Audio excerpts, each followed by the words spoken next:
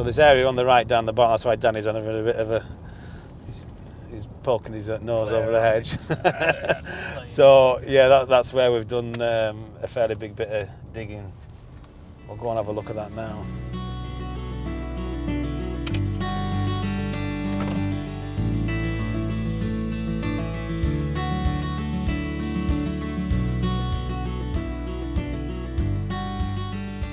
We've always had this bit of land, it always floods because it's on a floodplain. Historically it's been drained. We've had probably 3 different goes at it, draining it in the last 100 years, none of which really made much more difference.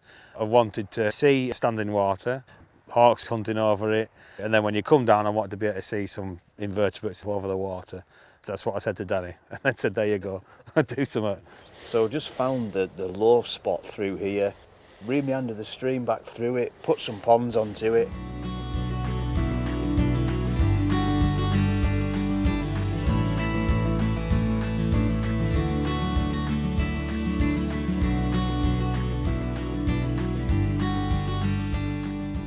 Now, when it floods, doesn't it? Yeah, but it doesn't flood any more frequently than before. It'll hang around these lower areas that Danny's created, but it's also, there's areas of dry as well, so there's more of a refuge for creatures to go and hide on. For the majority of farmers, it takes so much work. Danny knows exactly who to go to, he knows roughly what it's going to cost, he knows how long it's going to take. Job done, and he knows what permissions to get as well. This is local environment agency that are trying something different, working with us as the CIC, as Ullswater CIC, and we're tying the environment agency in to the farmers, working it through us, and it just brings them together. And it's again, we end up with a really flexible, good idea at the end of it. The CIC, it's a community interest company. It's a non-for-profit. It's that local approach, and it's ground upwards. The ideas are from the farmers. It's up to us to then facilitate it. And then there are another couple of CICs that I know that have set up. There's another one in West Cumbria. There's another one in Windermere. It does seem to be a good model that seems to be working. The Ullswater CIC set off in Ullswater, started off in Glenridian after the floods in 2015. And then from then on, it's expanded throughout Ullswater, further around into Ullswater. But it's then moved into South Cumbria and West Cumbria, because people seem to like this model. And then farms talk, and then someone else will get in touch. We are growing, we've been able to employ local contractors. Any money that comes into the CIC goes locally as well.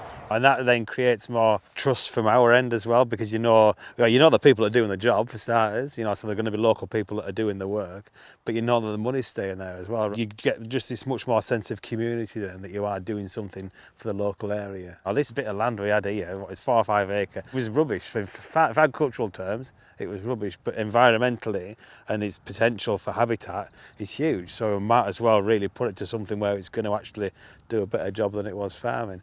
Linking all them together with bits of becks and repairing strips and a few hedges, all of a sudden then you're making a huge difference really to habitat and to water quality, flood mitigation.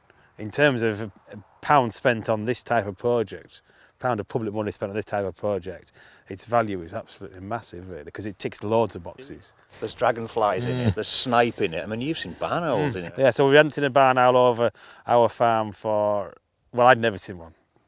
So over 40 years. And and then we'd come down here one evening and there it was hunting, and we see it most evenings now hunting over here. Now that's here because we've allowed the habitat to change and allowed nature in. And the amount of dragonflies, it'll just be incredible to see, won't it? Yeah, and it's having an option that is available to all farmers, isn't it? Yeah. It's not a rewilded landscape. It's something that everyone can do. We can still put cattle in here and graze it. We don't want it to turn into a small woodland in here because that would harm all the water and everything. So we want to keep this grass level reasonably low, just have a real mix of habitat in here, don't we, really, which cattle are fantastic at being able to create. Controlled grazing on this. Yeah. It's full of wildlife. Yeah. It's replicating how it used to be.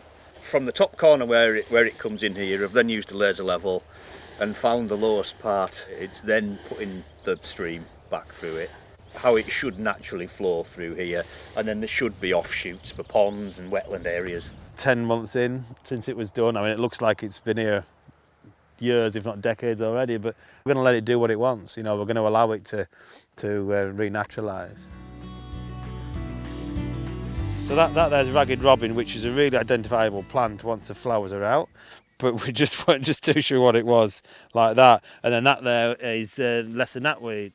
So I've just got an app on my phone just for doing that sort of stuff. But it's amazing what does come up. Mayflower, cuckoo flower, lady's smock, it's got loads of names. We call it Mayflower here. The orange-tipped butterfly lays its eggs only on these, so they come out around now. I've seen an odd one or two, and they lay their eggs on these, so they're dependent on these flowers. So these are king cups, marsh marigolds. They are very much a wetland type of plant, so they need wet feet, as it were, to be able to grow. But having all these early flowers, great for early pollinators are out this time of year. But you need a real mix of habitat to do this. This is bittersweet, tall, white, fluffy flowers, almost like a champagne sort of colour.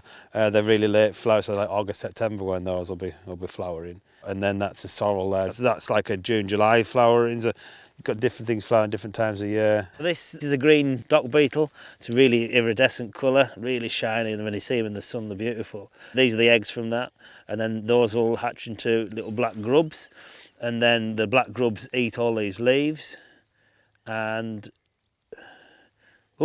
I think I've just disturbed them in their moment of passion. But they're really good, if allowed, to breed because they do keep the broadleaf dock in check, which is considered an undesirable weed within grassland, so they do a great job. And you see them sometimes just devouring across a field if you get the life cycle right, but sometimes that's more luck than management. Oh, you've got all the tadpoles on the bottom. Oh, there is, yeah. So loads of teddies. So get all that right. You've got food for the birds and areas for butterflies to be, and the dragonflies that are going to be on here once the sun comes warmer and in June, July.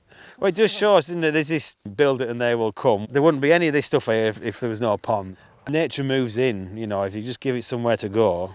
They're loving it in the sun there. And then there's all the stuff, the pond skaters on the surface. There'll be water boatmen and other beetles underneath. In fact, there'll be loads of life underneath in the mud as well, so the edges are really important as well on our pond. We'll give it time for a lot of these early flowers and things to flower and seed, and we'll put the cows in.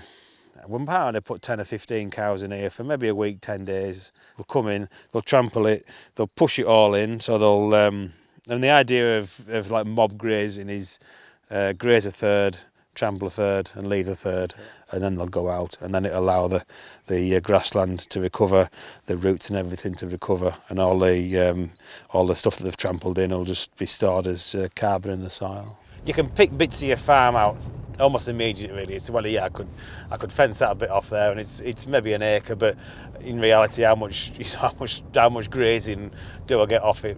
Very, very little. And if there's funding there to fence it off, and there's funding to pay for that area, and that area then might even become one of the best paying areas on the farm, really, in reality. But you're not farming it in a traditional sense. You're farming it in terms of protecting its habitat. It's another financial element of the farm, isn't it? Yeah. If you've got somewhere that you can't farm and you can't do anything with. Yeah, there comes a time when the economics of trying to constantly agriculturally improve areas just becomes completely inviable, and you're fighting a losing battle. Nature will always win. It generally does, and we might as well work with nature, really. Well, that's it, though, isn't it? And it's, like you say, it's probably worth more now to you than it was before. Yeah, So. and I think really as farmers we have to be, and all the teaching and everything that goes into farming. In the industry, I think we've got to look at production as much more than what leaves the farm on a milk tanker or whatever. If we look at production in terms of what we've done for environment and for the landscape and for local social care and mental health and everything, and you look at the stuff at the verge side here and all the bluebells and the stitchwort and everything, the dandelion, the colours are just wonderful, and that's it's only there because there's a healthy hedging behind it and everything. So, we just really need to see the farm as much, much more than just kilos of grain or litres of milk.